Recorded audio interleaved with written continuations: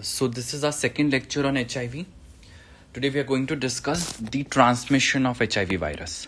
The transmission routes could be sexual transmission, by blood and blood products, occupational transmission, or mother to child transmission.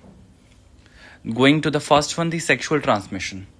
So we need to know that HIV is itself a sexually transmitted disease. The transmission could be seen both in heterosexual contact and homosexual contact. Heterosexual is the most common mode seen. Now, male to female transmission and female to male transmission both can occur, but the male to female transmission is more efficient.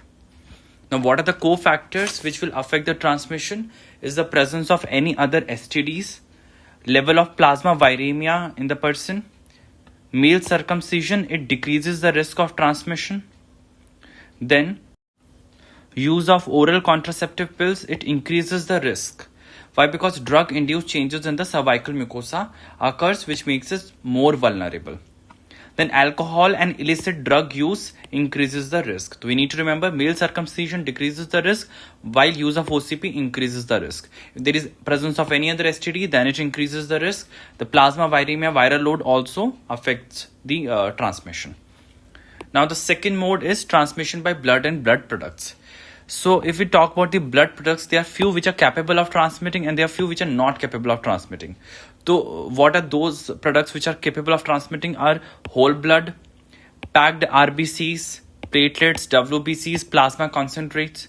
Now what are not capable of transmitting is hyperimmune gamma globulin, HB immune globulin, plasma derived hepatitis B vaccine, RH immune globulin. Now what are the measures we can take to decrease the transmission?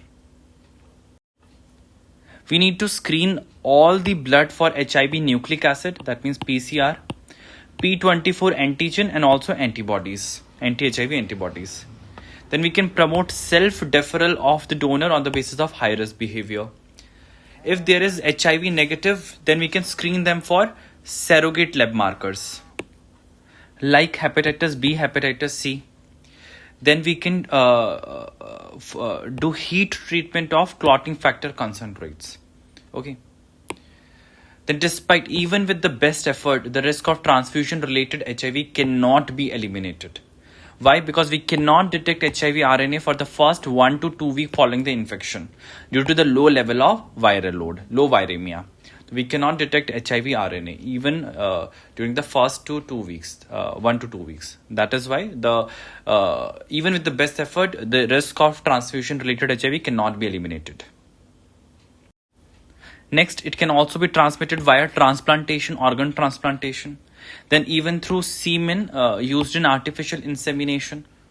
Okay. Then in injectable drug users.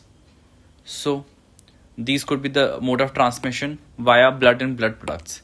Now, third mode is occupational transmission, which can be seen in health worker, laboratory workers, or in a healthcare setting. Now, you can see what is the risk. As per the exposure, it depends. Now, if the exposure is of a percutaneous, there is only a percutaneous injury. Now, how could a percutaneous injury occur? Maybe through a needle stick injury, or there is a cut with a sharp object. Then the risk of transmission of HIV is only 0.3%. Okay. Now, if the mucous membrane contact has occurred with some infected body fluid like blood, any tissue, or any potentially infectious body fluid, then the risk of HIV transmission is less 0.09%. Then if there is a contact of any infected fluid with the non-intact, then the risk of transmission is very, very lower risk than the other two. And transmission through intact skin is not documented. Now, what are the different types of fluid? Highest risk fluid are blood or any body fluid which is visibly bloody. Okay. Which are not potentially infectious is feces, urine, nasal secretion, saliva, sputum, vomitus, tears, sweat. These are not infectious. Which could be potentially infectious? Any deep body fluid like CSF, synovial fluid, pleural, peritoneal, pericardial fluid, or amniotic fluid. And if we use ART as post-exposure prophylaxis, then there is a decreased risk of transmission. Now coming to the last route is mother to child transmission. Now mother to child transmission could occur during pregnancy or during the perinatal period or during breastfeeding. The most common period is perinatal period. 50 to 60% transmission occur during the perinatal period. 25 to 30% occurs during the pregnancy and least occurs during breastfeeding, 10 to 20%.